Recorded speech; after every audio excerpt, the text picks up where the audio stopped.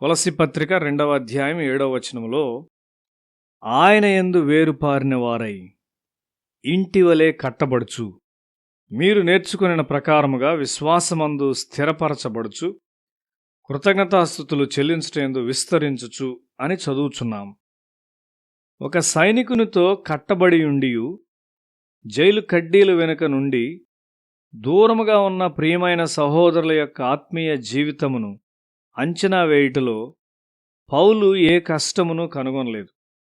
నీవు లోకంలోనికి వెళ్ళినప్పుడు కొంతమందికి సహాయం చేయుట నీవు చూస్తావు, కానీ మరికొంతమంది నీవు చేసే సహాయం కంటే మరెక్కువ అవసరతలో ఉంటారు. ఈ పరిస్థితి చాలా విచారకరమైనదిగా నీవు కనుగొంటావు. క్రీస్తుతో అది అట్లు జరగదు. పరిశుద్ధుడైన పౌలు లేక పేతురు విషయాల్లో అది అట్లు జరగలేదు. ఇతర విషయాల కంటే నీ ఆత్మీయ శక్తులు పూర్తిగా వృద్ధి చెందుట అన్నిటికంటే ఎక్కువ ఉపయోగకరముగా ఉండును. నీ ఆత్మీయ జీవితమును వృద్ధి చేసుకొనవలనని నీవు కోరినట్లయితే నీవు దేవుని వాక్యము నుండి నేర్చుకొని ప్రార్థనలో దేవునితో సంభాషించటం ఎంతో అవసరమై ఉన్నది. ప్రార్థన లేకుండా నీవు ఎక్కువ వాక్యము చదివినట్లయితే నీవు ఒక చురుకైన మనసును కలిగి ఉంటావు. ఆత్మ కంటే మనసు ఎక్కువ వృద్ధి చెందును. మానసిక క్రైస్తవునిగా నడిపింపబడతావు. నీవు శరీర సంబంధిగా తయారవుతావు.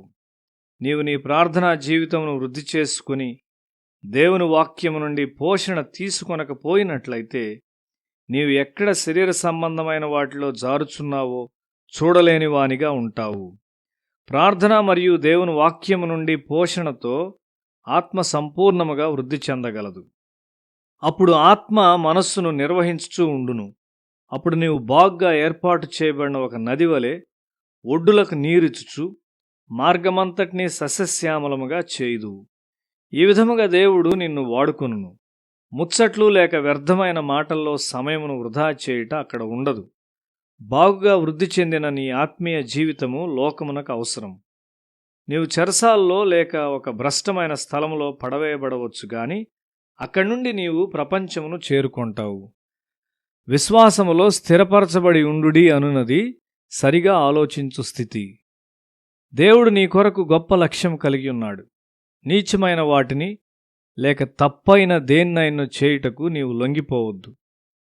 నీవు విశ్వాసములో తగ్గిన వానిగా ఉండవద్దు.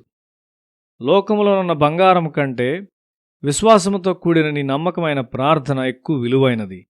నీ ఆత్మ, జీవము మరియు శరీరములో ఉన్నతమైన శక్తులను వృద్ధి చేసుకొనుచు యేసుక్రీస్తుతో జతపనివానిగా తయారవుటకు ప్రార్థనయే సాధనము. నీ జీవిత చివరి భాగములో క్రీస్తు ద్వారా ఇతరులకు నీవు ఏమి చేశావో దాన్ని నీవు విలువైనదిగా ఎంచుతావు. కొలస్సీ పత్రిక 2వ అధ్యాయం 8-9 వచనాల్లో ఆయన్ను అనుసరింపక మనుష్యుల పారంపర్యాచారమును అనగా ఈ లోక సంబంధమైన మూలపాఠములను అనుసరించి మోసకరమైన నిరర్ధక తత్వజ్ఞానము చేత మిమ్మును చెరపట్టుకొని పోవువాడెవడైనా ఉండునేమో అని జాగ్రత్తగా ఉండుడి. ఎలయనగా దేవత్వము యొక్క సర్వ పరిపూర్ణత శరీరముగా క్రీస్తునందు నివసించున్నది. పరిశుద్ధుడైన పౌలును ఒక అత్యున్నతమైన క్రైస్తవునిగా చేసింది ఇదే. శరీరముగా క్రీస్తులో దేవత్వము యొక్క సంపూర్ణతను అతను కనుగొన్నాడు. బైబిల్ ధ్యానము మరియు ప్రార్థనకు తన సమయాన్ని ఇచ్చువాడు మనుషులకు లెక్కించలేనంత సేవ చేయును. మానసిక భావనకు వ్యతిరేకముగా పౌలు హెచ్చరించున్నాడు. కొలస్సీ 2:23లో అట్టివి స్వేచ్ఛారాధన విషయంలోనూ వినయ విషయంలోనూ దేహశిక్ష విషయంలోనూ జ్ఞానరూపకమైనవి అని ఎంచబడుచున్నవే గాని శరీరేచ్ఛా నిగ్రహ విషయంలో ఏ మాత్రమును ఎన్నిక చేయదగినవి కావు. ఉపవాసము లేక సన్యాసత్వమును ప్రబోధించునవి బాహ్యమునకు కనబడు విషయములు. వారి ప్రదర్శనను బట్టి వారిని వెంబడించవద్దు.